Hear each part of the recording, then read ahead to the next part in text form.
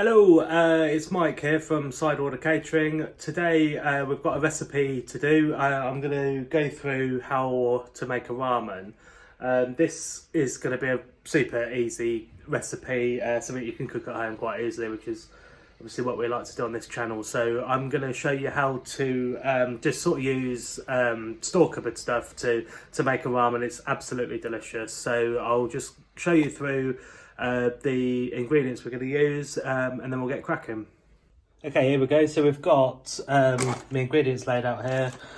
A lot of this is optional, okay, so you can switch as we go. I'll talk to you about what you can switch for, what you can leave out, what you can add, but I'll just go through. This is what I'm going to use today. So I've got a couple of chicken thighs, got a pack of udon noodles. These are like the straight to wok ones. You can use dry ones if you want. You can use any sort of noodles. You can use rice if you want. If you wanted to use rice, have it cooked now and chilled.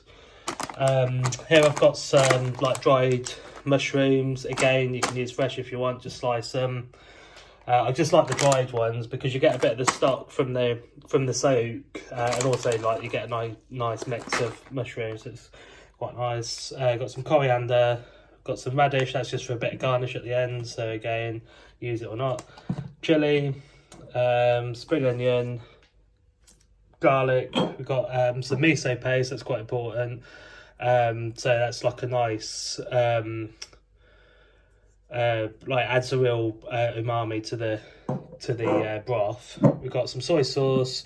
We've got some oyster sauce here. You can use plum sauce or leave it out. This adds like a nice bit of sweetness, so I do like to use it. If not, you could always use a bit of palm sugar or brown sugar if you wanted, but I quite like that. And then we've got some sweet chili sauce, and that's about it. We need some chicken stock as well, and then that's your lot. So I'm just going to go and get it, get the oven on, I'll get the hob on, and we'll meet you there. I forgot as well, we need some ginger as well. So the ginger and garlic, you can just sort of either grate or crush or julienne. The chilli, I'm just going to slice finely. Same with the coriander and the spring onion. So the spring onion, what I'm going to do, the bottom bits, I'm going to slice finely just for garnish. And then like this sort of firmer bit at the top, I'm just going to chuck into the broth to give it some flavour. Okay, so here we go. I've got some chicken stock here just simmering. I hope you can see that. Okay, looks like you can. So what I'm going to do, this is, I'm going to make the broth now, and then we'll just poach everything in it. Sort of, this is the most important bit. So what I'm going to do to the broth, I'm just going to add this chilli, which is sliced. I'm going to grate some ginger into it.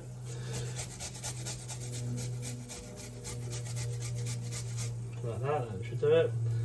And then the garlic as well, so just grate that in as well.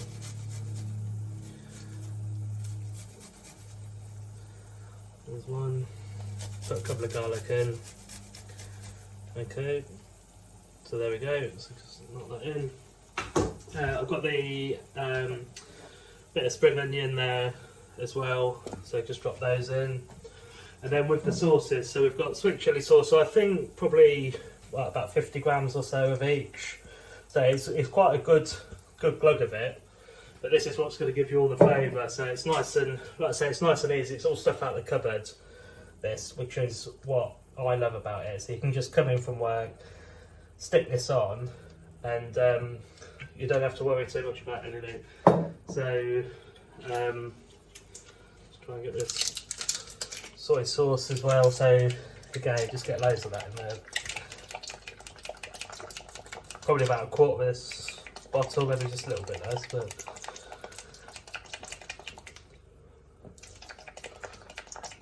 there we go.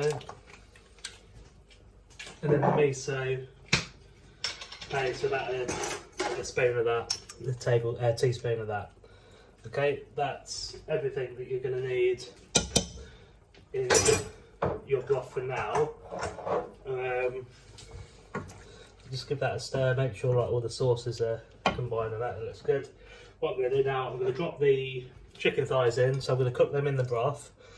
So obviously you just need sort of enough to cover the thighs. They're not going to take too long, probably about 10 minutes or so. And then once once they're cooked, I'll pull them out. I'll get the mushroom soaking in a minute. I'll chop that up, get them back in with the noodles and the coriander.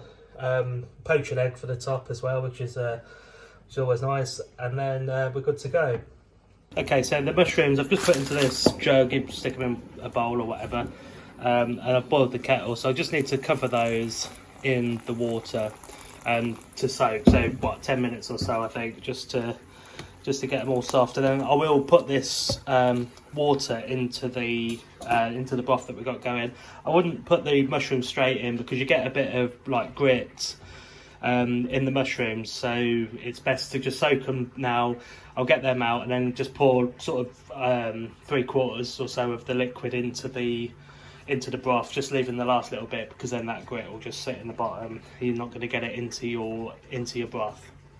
Right, here we go. So the chicken looks to be just about cooked now. I just want to give that broth. You see how it's getting a bit sort of thicker and stickier. That's the sauces that we put in. So that's why I use them. I think it adds a real nice flavour and texture to the broth. I chucked some coriander in as I was just slicing my veg up there, so it's just to add some more flavour. So I'm just going to give that a try. It's insane. That's so light. It's got a lovely little kick to it. It's got real good flavour on that. So I'm really, really pleased with that. The chicken's just done there, so I'm just going to pull that out. I'm going to slice it and then chuck everything else in. Right, so here we go. I've just taken the chicken out now, so there's the chicken there. I didn't say before, you can change that. I mean, you don't even need to put the meat in if you don't want to. You could put some salmon in there, would be ideal, like beef strips, pork strips, lamb, whatever you want, really. And this is like my coriander, spring onion and radish. They're all ready to go. And then, so I'm just going to drop the noodles into this now, just to get them going. Again, these are udon noodles. Use what you want. I like these because they're sort of bigger. It gives them like a big surface area, so it gets lots of nice flavour through it. Also, I'm just going to pour the mushroom, or put the mushrooms into it. Let's just put that there.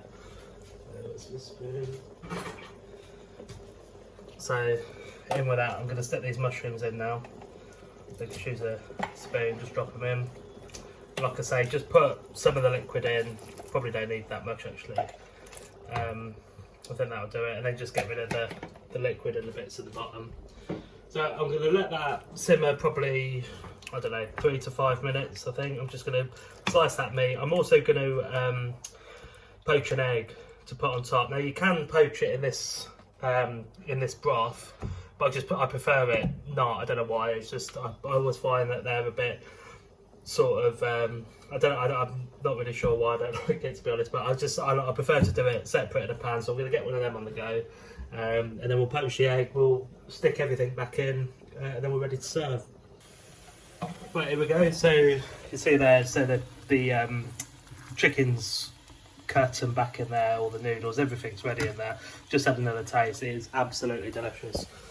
So I just want to get this egg poached. So I've got some water here just ticking over, and then we've got some distilled white vinegar. So this is the best for poaching eggs. So just a good squirt of that. This I use this. You can use white wine vinegar if you want. I use this. It's dirt cheap. You can clean your windows with it as well, which is handy. 1 egg in. Don't worry about whisking or in the ramekin, what have you. Don't worry about all that. It's going to be fine. If your water's not too hot or not too cold, you're going to be golden with that. So that's going to take about 3 minutes. I've got all of my prep over there for garnish ready. Unfortunately, I haven't got like a nice big ramen bowl. I was just having a look for one, but I haven't, so I'm just going to go in a cereal bowl, but I think you'll get the idea. We'll come back in a sec and we'll be plating. Okay, here we go. So I've got my ramen here. So there's enough for two here. I'm just going to plate one for now. So get the you see there, get all the bits going. Bit of everything for everyone. So that's like the stuff, and then we'll get a bit of broth over that as well, which is like the main event. So you see, just plate out. Use a couple of utensils just to make sure that everyone gets a bit of everything. There you go. So and then there's like the same again in there. in the pan for whatever else. Just made a mess with that. Spill that out. Okay, so that's the ramen plated. We've got the egg that's just in the pan. I'm just going to pull it out of the water. There we go, and just set that on top. Lovely. Just undercut that. Yeah, it's just split, but I'm not going to worry too much. So then on top, we're going to go a bit of coriander, bit of spring onion, and then a bit of radish, just to add all that sort of peppery number. There we go. A bit more spring onion, I think. Just set it off, and there we go. So like I say, it's just in a cereal bowl. This it's I haven't got, like, you know, it'd be nice in a bigger round bowl, but let me show you that. So there we go. That's the easiest ramen you're ever going to make. Honestly, I know I paused a couple of times. It's probably taken me, what's the time? So it's taken me about 30 minutes. That's including like pausing for like to set up the video and what have you. So it's super easy, super quick, and it is so delicious. I can promise you, if you cook anything from this video series, I think it should be this. Hope you enjoy. Let us know how you get on.